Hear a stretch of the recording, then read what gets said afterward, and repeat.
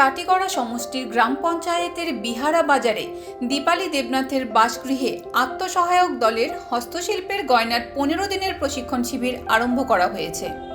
এই অনুষ্ঠানটির শুরুতে সকলকে একটি করে গামছা পরিয়ে অনুষ্ঠানটির শুভ সূচনা করা হয়। তারপর বিভাগীয় আধিকারিক সকলে মিলে নিজেদের জিনিস প্রদান করেন। এখানে মোট 30 জন মহিলা আবেদনপত্র জমা করেছেন। কাল থেকে শুরু হয়েছে এই প্রশিক্ষণ শিবির, চলবে 15 দিন পর্যন্ত। এই প্রশিক্ষণ শিবির শেষ হওয়ার পর সকলকে সার্টিফিকেট প্রদান করা হবে বলে জানিয়েছেন বিভাগের আধিকারিক সকলে।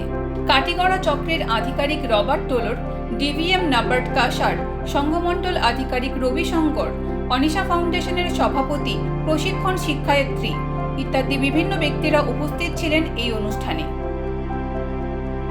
গুয়াহাটি থেকে স্বপ্ন দত্তের রিপোর্ট, ইউ বাংলা টিভি।